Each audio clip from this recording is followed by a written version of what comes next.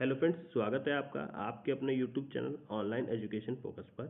दोस्तों, आज की वीडियो में हम देखेंगे 27 फरवरी 2025 संबंधित जितने भी करंट अफेयर क्वेश्चन बन सकते हैं सबको हम इस वीडियो में कवर करेंगे। तो चलिए शुरू करते हैं आज का वीडियो अच्छी लगे तो वीडियो को लाइक करिएगा, शेयर करिएगा, चैनल को सब्सक्राइब करिएगा, बेल आइकन को प्रेस करिएगा। देखिए, फर्स्ट क्वेश्चन है, चीन ने हाल ही में चाइना सेट 10R संचार उपग्रह को सफलतापूर्वक लॉन्च किया। यह उपग्रह किस उपग्रह का प्रतिस्थापन करेगा? A China sat 6A, B China sat 8, C China sat 10, D China sat 12। Right answer है ऑप्शन सी, चाइना सेट 10। देखिए, चीन ने 22 फरवरी 2025 को चाइना सेट 10R झोंगसिंग 10R संचार उपग्रह को जियो सिंक्रोनस ट्रांसफर ऑर्बिट में सफलतापूर्वक प्रक्षेपित किया। इस उपग्रह को लॉन्ग मार्च 3B रॉकेट के माध्यम से सिचांग सैटेलाइट लॉन्च सेंटर से लॉन्च किया गया।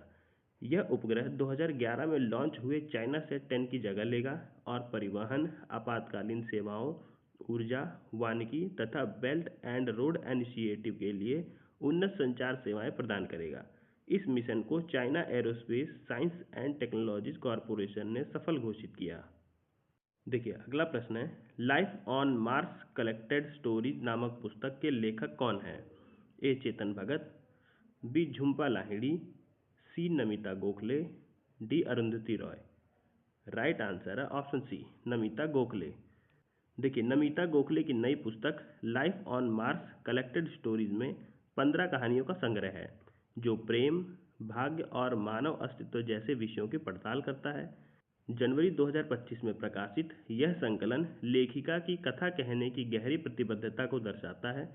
उसमें उनकी पूर्व प्रकाशित कहानियां और नई रचनाएं शामिल हैं जो उनके दृष्टिकोण के विकास को उजागर करती हैं। यह पुस्तक 2 खंडों लव एंड अदर डिरेंजमेंट्स और the mirror of the Mahabharata में विभाजित है, जो संबंधों, पौराणिक कथाओं और मानवीय भावनाओं को विभिन्न दृष्टिकोणों से प्रस्तुत करते हैं। देखिए, अगला प्रश्न है, नीति आयोग द्वारा गठित समिति जो एम्स नई दिल्ली को वैश्विक स्तर पर अग्रणी चिकित्सा अनुसंधान संस्थान बनाने के लिए कार्य करेगी, उसका नेतृत्व कौन कर रहे हैं? A Manohar Lal Khattar, B V K. Paul, C R B. Sharma, D Amitabh Kant. Right answer है ऑप्शन बी, वी.के. पॉल। देखिए, नीति आयोग ने एम्स नई दिल्ली को वैश्विक स्तर पर अग्रणी चिकित्सा अनुसंधान और स्वास्थ्य सेवा संस्थान में बदलने के लिए एक समिति का गठन किया है। इस समिति का नेतृत्व नीति आयोग के सदस्य वी.के. पॉल कर रहे हैं। समिति वर्तमान प्रणाली का मूल्यांकन करेगी और सुधारों के लिए एक स्पष्ट कार्य योजना तैयार करेगी। यह पहल भारत के स्वास्थ्य सेवाओं के बुनियादी ढांचे, प्रशासन और आत्मनिर्भरता को बढ़ावा देने की व्यापक योजना का हिस्सा है। देखिए, अगला प्रश्न है, किस शहर ने स्वच्छता सर्वेक्षण 2024 में लगातार 7वीं बार भारत का सबसे स्वच्छ शहर बनने का खिताब जीता? ए भोपाल, बी इंदौर, सी सूरत, डी चंडीगढ़। राइट आंसर है ऑप्शन डी, इंदौर। देखिए, भारत ने शहरी स्वच्छता और कचरा प्रबंधन में महत्वपूर्ण प्रगति की है, जिससे स्वच्छता सर्वेक्षण एसएस पहल के माध्यम से स्वच्छता के नए मानक स्थापित किए जा रहे हैं। आवास और शहरी मामले के केंद्रीय मंत्री मनोहर लाल खट्टर द्वारा लॉन्च किए गए स्वच्छ सर्वेक्षण 2024 के 9वें संस्करण में निष्पक्ष मूल्यांकन सुनिश्चित करने के लिए एक नया प्रारूप पेश किया गया है। इस वर्ष सुपर स्वच्छ लीग की अवधारणा शुरू की गई है, जो उन शहरों को मान्यता देती है जो पिछले 3 वर्षों में लगातार स्वच्छता में उत्कृष्ट प्रदर्शन कर चुके हैं। यह श्रेणीकरण जनसंख्या के आधार पर किया गया है, जिससे स्वच्छता मानकों का समावेशी आकलन सुनिश्चित किया गया है। देखिए, अगला प्रश्न है, भारत और बांग्लादेश ने हाल ही में सीमा सुरक्षा को मजबूत करने के लिए किस नई संचार प्रणाली की स्थापना की है? A Seema helpline, B Seema hotline, C smart border monitoring system, D integrated border network. Right answer है ऑप्शन बी, सीमा हॉटलाइन। देखिए, भारत और बांग्लादेश ने सीमा सुरक्षा बल यानी बीएसएफ और बॉर्डर गार्ड बांग्लादेश यानी बीजीबी के बीच द्विवार्षिक महानिदेशक स्तरीय वार्ता सफलतापूर्वक संपन्न की है। यह 3 दिवसीय बैठक 18 से 20 फरवरी 2025 तक आयोजित हुई, जिसमें सीमा सुरक्षा को मजबूत करने के लिए और नई संचार व्यवस्था स्थापित करने जैसे महत्वपूर्ण समझौते हुए हैं। देखिए, अगला प्रश्न है, 2024 में वैश्विक आईपीओ बाजार में भारत ने कितने प्रतिशत हिस्सेदारी के साथ शीर्ष स्थान हासिल किया है? ए 15%, बी 23%, सी 30%, डी 35%। राइट आंसर है ऑप्शन बी 23%।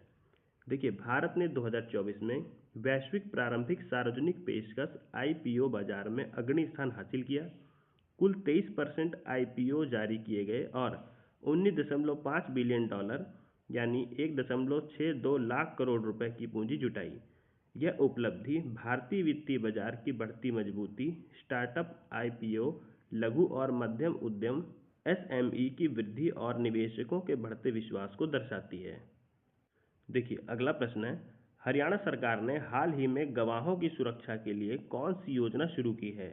ए हरियाणा न्यायिक सुरक्षा योजना 2025, बी हरियाणा गवाह संरक्षण योजना 2025, सी हरियाणा कानूनी सहायता योजना 2025, डी हरियाणा अपराध रोकथाम योजना 2025।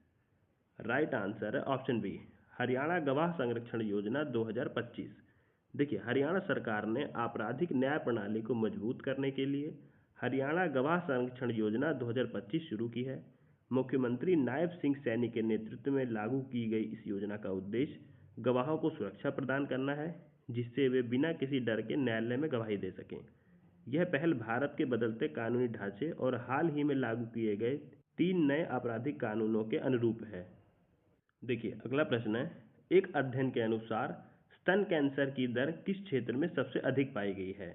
ए अमेरिका और यूरोप, बी अफ्रीका और दक्षिण अमेरिका, सी ऑस्ट्रेलिया और न्यूजीलैंड, डी एशिया और मध्य पूर्व। राइट आंसर है ऑप्शन सी ऑस्ट्रेलिया और न्यूजीलैंड। देखिए, ऑस्ट्रेलिया और न्यूजीलैंड में स्तन कैंसर की दरें विश्व में सबसे अधिक पाई गई हैं। यह एक हालिया अध्ययन में सामने आया है। ऑस्ट्रेलिया और कनाडा के शोधकर्ताओं द्वारा किए गए इस अध्ययन में 185 देशों में स्तन कैंसर की घटनाओं और मृत्यु दर का विश्लेषण किया गया। रिपोर्ट के अनुसार वैश्विक स्तर पर हर 20 में से एक महिला को अपने जीवन काल में स्तन कैंसर होगा, जबकि 70 में से एक महिला की इस बीमारी से मृत्यु हो सकती है। देखिए, अगला प्रश्न है, जनजातीय उद्यमिता को बढ़ावा देने के लिए ट्राइफेड ने हाल ही में किन संगठनों के साथ साझेदारी की है? ए निफ्ट और एचपीएमसी, बी आईआईटी दिल्ली और आईसीएआर, सी डीआरडीओ और नीति आयोग, डी सिडबी और नाबार्ड। राइट आंसर है ऑप्शन ए निफ्ट और एचपीएमसी। देखिए, जनजातीय सरकारी विपणन विकास महासंघ, जो जनजातीय मामलों के मंत्रालय के अंतर्गत आता है, ने राष्ट्रीय फैशन प्रौद्योगिकी संस्थान और हिमाचल प्रदेश बागवानी उत्पाद विपणन एवं प्रसंस्करण निगम लिमिटेड के साथ महत्वपूर्ण समझौता ज्ञापनों एमओयूज पर हस्ताक्षर किए हैं। ये समझौते 24 फरवरी 2025 को नई दिल्ली में आयोजित आदि महोत्सव कार्यक्रम के दौरान किए गए। इनका उद्देश्य जनजातीय विपणन को business to consumer B2C model से व्यापक business to business B2B model में बदलना है, जिससे जनजातीय कारीगरों और उत्पादकों को अधिक बाजार अवसर मिल सकें। देखिए, अगला प्रश्न है, भारत सरकार द्वारा जारी किए गए सबसे महंगे पासपोर्ट की श्रेणी में कौन सा देश शामिल नहीं है? A Mexico, B America, C Australia, D Japan. Right answer है ऑप्शन डी जापान। देखिए, आज के वैश्वीकृत विश्व में पासपोर्ट एक महत्वपूर्ण यात्रा दस्तावेज है, जो नागरिकता का प्रमाण प्रदान करता है और अंतर्राष्ट्रीय यात्रा को सुगम बनाता है। अधिकांश देश पासपोर्ट जारी करने के लिए शुल्क लेते हैं, लेकिन इसकी लागत देश के आधार पर भिन्न होती है। कुछ पासपोर्ट अत्यधिक महंगे होते हैं, जबकि कुछ बहुत सस्ते होते हैं, जिससे वे अधिक लोगों के लिए सुलभ हो जाते हैं।